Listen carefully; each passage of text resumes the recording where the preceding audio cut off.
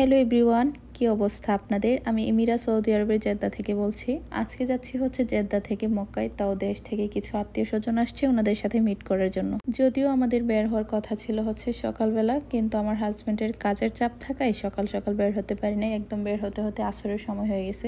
আমরা এতটাই তাড়াহুড়া করে মক্কার উদ্দেশ্যে বের হয়েছি যে বাসার পাশে পেট্রোল পাম্প থাকা সত্ত্বেও গাড়িতে তেল ঢোকানোর সুযোগটা হয় নাই। তবে দিনের বেলা বের হওয়ার মজাটাই হচ্ছে অন্যরকম। পাহাড়, জমিন, আকাশ সবকিছুই হচ্ছে দেখা যায়, বিশেষ করে এই সবুজ প্রকৃতিগুলা। যাই হোক, বকবক করতে করতে আমরা হচ্ছে চেকপোস্টে চলে আসলাম। আজকে হচ্ছে আমাদেরকে দাঁড়াতে হয় নাই, খুব দ্রুতই হচ্ছে আমরা চেকপোস্ট পার হয়ে যাই। এই যে দেখেন পুলিশ ভাই দাঁড়িয়ে আছে। চেকপোস্ট পার হওয়ার পর হচ্ছে এখন আমাদের পালা হারমাইনের বর্ডার। ওই যে দূর থেকে দেখা যাচ্ছে, কাছে গেলে আরো বেশি সুন্দর লাগে। এই সীমানা পার হওয়ার পরেই হচ্ছে হারমাইনের বর্ডার শুরু। আর এটা হচ্ছে সেই বিখ্যাত মক্কার কোরআন গেট। যদিও এটা লাইট দুইটাই নষ্ট, নীল লাইট, লাল লাইট সবগুলোই হচ্ছে একেবারে নষ্ট হয়ে আছে বর্তমানে।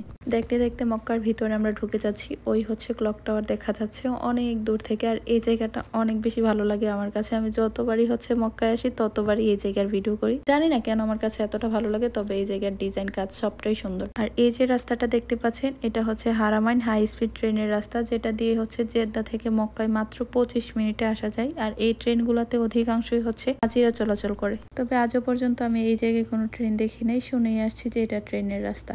আর এই হচ্ছে মক্কায় ঢুকে গেলাম। এই যে দেখেন এইখান থেকে ক্লক টাওয়ারটা কত বেশি সুন্দর লাগতেছে। আর আকাশটা একটু একটু মেঘলা ছিল, সব মিলিয়ে ওয়েদারটাও ঠান্ডা ছিল, ভালোই লাগতেছিল। তারপর হচ্ছে আমরা বাসায় চলে গেলাম। বাসা থেকে আবার বের হয়ে এখন হচ্ছে হারামে যাব। সেইখানে হচ্ছে আমার আত্মীয় স্বজনের সাথে দেখা করব। আমার হাজবেন্ড হচ্ছে আমাকে এখানে নামিয়ে দিয়ে গাড়ি পার্কিং করতে যায়। আমি একা একা হাঁটতে থাকি, যেহেতু হারামের ভিতরেই হচ্ছে সবাই আমার জন্য ওয়েট করতেছে। কথা ছিল হচ্ছে আসবো মাগরিবের সময়, কিন্তু আসলাম হচ্ছে 9টা বাজে। 6টা থেকে 9 ঘন্টা, মানে প্রায় 3 ঘন্টা আমরা লেট করেছি। আর বর্তমানে মক্কায় এত পরিবর্তন, চতুর্দিকে হচ্ছে কাজ চলতেছে, এতটাই পরিবর্তন যে জায়গায় হচ্ছে মাত্র 20 মিনিটে হারামে ঢুকতে পারতাম, এখন 50 মিনিটও পারি না।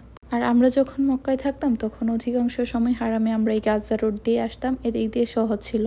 আমার মনে হয় কিয়ামতের আগে মক্কার কাজ আর শেষ হবে না, ভাঙা গড়ার কাজ চলতেই থাকবে, পরিবর্তন আর পরিবর্তন। এটা ভাঙে ওইটা ঘরে, এটা ভাঙে ওইটা ঘরে। অনেক ঘুরে ঘুরে হচ্ছে, অনেক হেঁটে হেঁটে তারপরে হারামে ঢুকলাম। যদিও এদিকের রাস্তাগুলো বন্ধ। আগে এই পাশ দিয়ে কত সহজেই ঢোকা যেত, এদিক দিয়ে হাঁটাহাঁটি করা যেত, নামাজ পড়া যেত, কিন্তু এদিক দিয়েও বন্ধ করে দিচ্ছি। কিন্তু একটা ব্যাপার বুঝে নেই, আজকে মানুষ এত কম ছিল কেন? সবাই কোথায় গেল? এত কম মানুষ, যে জায়গায় মানুষের কারণে হাঁটাই যেত না, এখন এখানে এত এত মানুষ। তবে আপনাদেরকে একটা পরামর্শ দিই, এই যে যারা মক্কায় উমরা করতে আসেন, বৃদ্ধ মানুষ থাকেন, অসুস্থ থাকেন, তারা হচ্ছে এইখান থেকে চাইলে ফ্রিতে হুইল চেয়ার নিতে পারবেন। তারপরে হচ্ছে আপনারা যদি হারিয়ে যান, জায়গা জায়গায় দেখবেন মানুষ দাঁড়িয়ে আছে, আপনারা ওদেরকে প্রশ্ন করলে অথবা ওদেরকে প্রবলেমের কথা বললে ওরা আপনার প্রবলেম সলভ করে দিবে। হাঁটতে হাঁটতে ক্লান্ত হয়ে দেখি এত পিপাসা পেয়েছে, তারপর একটু জমজমের পানি খেলাম, আবার হাঁটা শুরু করলাম। কিন্তু আজকের রাস্তা ফুরাচ্ছেই না। আজকের রাস্তাটা অনেক দীর্ঘ ছিল। আসলাম হচ্ছে গেট নাম্বার 14, যেটা বাবার নাবি। মানে এদিক দিয়ে হচ্ছে সাফা মারওয়া সাই শেষ করে মানুষগুলা বের হয়। অনেকেই হচ্ছে জানে না, আবু জাহেলের বাড়ির উপর দিয়ে হচ্ছে আমি আসছি। এখন আমার চাচা আর চাচিকে খোঁজার পালা। 1 ঘন্টা সময় নষ্ট করে তাদের দেখা পেলাম। তারপরে কথাবার্তা শেষ করে ভাবলাম একটু আবার সামনে গিয়ে 2 রাকাত নামাজ পড়ে আসি। আপনারা ভাবতে পারেন যে এত ভিডিও করলে ইবাদতে কিভাবে মনোযোগ দেই। আসলে এমনটা না। এখানে আসার পরে প্রায় ঘন্টাখানেক বসলাম, তারপরে নামাজ পড়লাম। নামাজ পড়ে ভাবলাম একটু ভিডিও করি। এটা হচ্ছে আমার চলে যাওয়ার সময়, একটু ভিডিও নিয়ে তারপরে হচ্ছে আমি চলে আসি। আসলেই মক্কায় আসতে ভাগ্য লাগে। আমি দোয়া করি জীবনে একবার হলেও যেন প্রত্যেকটা মুসলমান এই বাইতুল্লাহে আসতে পারে। আল্লাহ সবাইকে যেন তৌফিক দান করে।